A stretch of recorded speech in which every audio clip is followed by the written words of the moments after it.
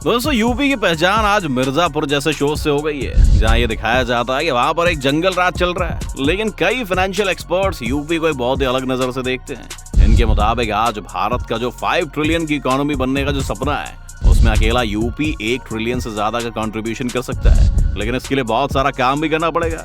पर आखिर यूपी में ऐसा क्या पोटेंशियल है जो एक्सपर्ट्स को इस राज्य की तरफ इतना अट्रैक्ट करता है, और क्या है वो चैलेंजेस जिनकी वजह से यूपी अभी भी धीमी रफ्तार से ग्रो कर रहा है? जानेंगे आज की इस वीडियो में, तो अंत तक कहीं मत जाइएगा, बने रहेगा हमारे साथ। लेकिन वीडियो शुरू होने से पहले अगर आप चैनल पर नए हैं, आपने अभी तक चैनल को सब्सक्राइब नहीं किया है, तो चैनल को सब्सक्राइब करना और बेल आइकन दबाना ना भूलें। तो सबसे पहले बात करते हैं कि क्यों यूपी एक परफेक्ट स्टेट है जहां पर ग्रोथ की जा सकती है। यूपी इस वक्त भारत के 9 राज्यों और नेपाल से भी जुड़ा हुआ है। यूपी में इस वक्त भारत के सबसे ज्यादा यंग लोग रहते हैं, जिन्हें सही ट्रेनिंग के साथ एक अच्छी लेबर फोर्स में बदला जा सकता है। इसके अलावा यूपी बाकी के भारत से 48 नेशनल हाईवे से जुड़ा हुआ है, और साथ ही यहाँ पर 9 एयरपोर्ट्स भी हैं। इसके अलावा रेलवेज और नदियों के कारण यूपी की वाटरवेज कनेक्टिविटी भी बहुत ज्यादा है, यानी कि अगर यूपी चाहे तो एक एक्सपोर्टिंग हब बन सकता है। यूपी की टोटल जीडीपी का 60% आज एमएसएमई या कहें छोटे कारोबारियों से आता है। इसीलिए इनके लिए अगर सरकार एक्सपोर्ट के रास्ते और ज्यादा खोल दे तो एक बहुत बड़ा इकोनॉमिक बूम हमें देखने को मिल सकता है।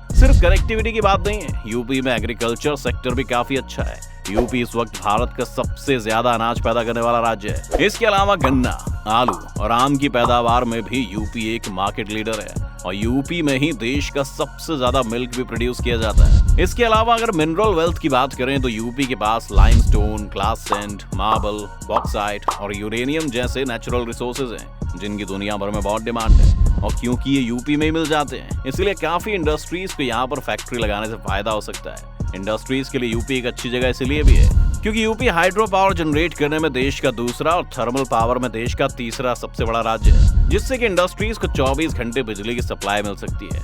यूपी में इस वक्त 72 यूनिवर्सिटीज और 4000 से ज्यादा कॉलेजेस हैं, जिसका ये मतलब है कि अगर यहाँ इंडस्ट्रीज सेटअप होती हैं तो लो स्किल्ड वर्कर्स के अलावा उन्हें यहाँ पर हाईली एजुकेटेड वर्क फोर्स की भी कोई कमी नहीं होगी। यूपी के बारे में एक अनोखी बात यह है कि यहाँ पर हर एक डिस्ट्रिक्ट में ऐसा कोई प्रोडक्ट बनाया जाता है जिसे देश भर और विदेशों में एक्सपोर्ट किया जा सकता है। फिर चाहे वो मिर्जापुर की कालीन हो या फिर मुजफ्फरपुर का गुड़ और प्रतापगढ़ का आंवला, ये सभी प्रोडक्ट्स को एक्सपोर्ट किया जा सकता है। ये एक बड़ी वजह भी रही है कि यूपी में फूड बिजनेस काफी पहले से ही बूम कर रहा है और यहाँ के प्रोडक्ट्स देश विदेशों में जाते हैं। यही एक वजह भी रही है कि यूपी सरकार ने 1 डिस्ट्रिक्ट 1 प्रोडक्ट पॉलिसी लॉन्च की है, जिसका टारगेट है कि यूपी के हर एक डिस्ट्रिक्ट में इस तरह से इंफ्रास्ट्रक्चर डेवलप किया जाए कि सभी डिस्ट्रिक्ट कम से कम एक यूनिक प्रोडक्ट दुनिया भर में एक्सपोर्ट करने के काबिल हो जाए। यूपी इस वक्त भी जितना एक्सपोर्ट करता है उससे भारत में काफी डॉलर्स आते हैं और हमारे देश की करेंसी को वीक नहीं होने देते, और साथ ही भारत को एक बड़ी परचेजिंग पावर भी देते हैं। यूपी की लेदर इंडस्ट्री की अगर बात करें तो यूपी देश का दूसरा सबसे बड़ा लेदर गुड्स प्रोड्यूसर है,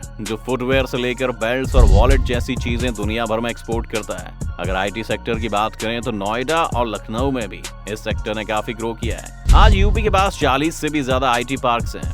यूपी इस वक्त भारत का चौथा सबसे बड़ा सॉफ्टवेयर एक्सपोर्टर है। साथ ही यूपी को ऑटोमोबाइल पार्ट्स और हार्डवेयर एक्सपोर्ट करने में भी एक बड़ा प्लेयर माना जाता है। जब से नोएडा में फिल्म सिटी डेवलप होनी शुरू हुई है, तब से मीडिया और एंटरटेनमेंट बिजनेस में भी यूपी के पास ग्रो करने का पोटेंशियल काफी बढ़ गया है। और अगर हम सभी इंडस्ट्रीज की बात कर ही रहे हैं तो यूपी के टूरिज्म को हम कैसे भूल सकते हैं। अगर लॉकडाउन को छोड़ दें तो हर साल यूपी में करीब 35 करोड़ फॉरेन टूरिस्ट और 25 करोड़ भारतीय टूरिस्ट आते हैं। अभी तक टूरिस्ट की संख्या बनारस, आगरा और लखनऊ जैसे शहरों तक ही सीमित थी, लेकिन यूपी सरकार अब अयोध्या के रूप में नया टूरिस्ट अट्रैक्शन भी बिल्ड कर रही है। अब ये सब तो हो गई यूपी के पोटेंशियल की बात। आपको भी लग रहा होगा कि जब यूपी में इतना पोटेंशियल है तो फिर आखिर यूपी को ग्रो करने से कौन रोक रहा है? बहुत सारे फैक्टर्स हैं जो यूपी के लिए मुसीबत बने हुए हैं, जिनमें से सबसे पहला है वहाँ की नौकरशाही। यूपी को आज भी बिजनेस सेटअप करने के लिए एक अच्छी जगह इसलिए नहीं माना जाता क्योंकि वहाँ पर 1000 तरह के पेपर वर्क्स के लिए 1000 तरह के सरकारी बाबुओं से मिलना पड़ता है। अगर आपकी किस्मत अच्छी और आपको ऐसा एक भी इंसान ना मिले जो रिश्वत लेता हो, तब भी ये इतना लंबा प्रोसेस है कि लोग गुजरात, महाराष्ट्र या फिर बैंगलोर जाना ज्यादा पसंद करते हैं।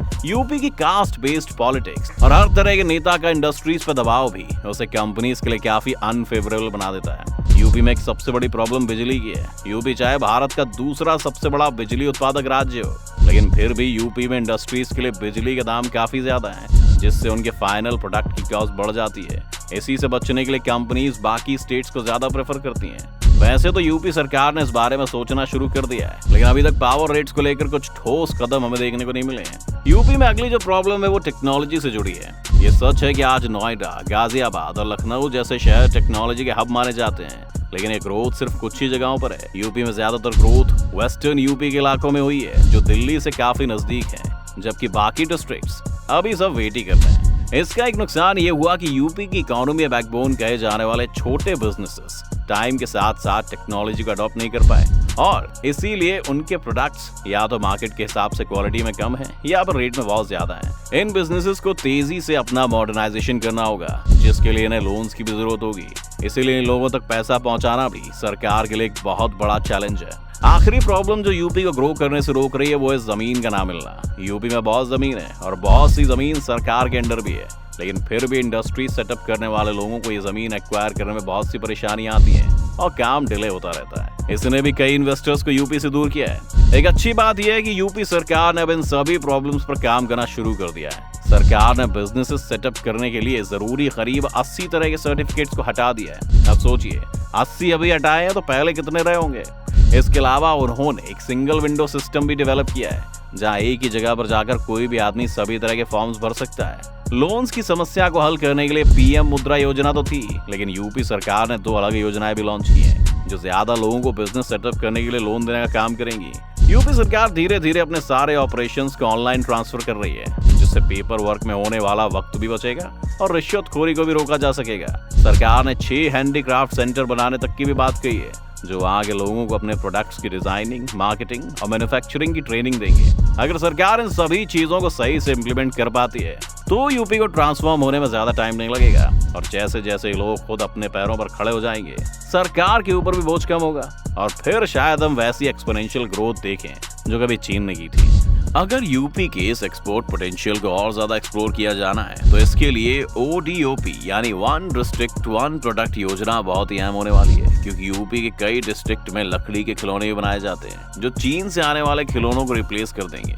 इसका सिर्फ फाइनेंशियल इम्पैक्ट ही नहीं है, बल्कि इन खिलौनों में जो पेंट यूज होता है वो भी वेजिटेबल पेंट है, यानी इससे छोटे बच्चों पर कोई बुरा असर नहीं पड़ेगा। जबकि चीन से आए खिलौनों में टॉक्सिक केमिकल्स एंड प्लास्टिक्स होते हैं, जिससे छोटे बच्चों के लिए अच्छा नहीं बताया जाता है। ODOP का एक फायदा ये भी है कि क्योंकि ये प्रोडक्ट भारत में बन रहे हैं, इसलिए ज्यादा भारतीय कस्टमर्स को ध्यान में रखकर बनाए जाते हैं, जबकि विदेशी प्रोडक्ट्स में तो हमें उनके हिसाब से एडजस्ट करना पड़ता है। इसलिए कहा जा रहा है कि न सिर्फ ODOP से यूपी को फाइनेंशियली फायदा नहीं होगा, बल्कि भारत के लोगों को भी सुपीरियर प्रोडक्ट्स मिलेंगे। अगर आप यूपी में रहते हैं तो हमें कमेंट करके जरूर बताइए कि ग्राउंड पर अभी क्या हालात हैं। उम्मीद है आपको आज की वीडियो से काफी कुछ सीखने को मिला होगा। अगर आपको वीडियो पसंद आया तो वीडियो को लाइक करें, और अगर आप इस चैनल पर नए हैं तो जाने से पहले चैनल को सब्सक्राइब करना ना भूलें।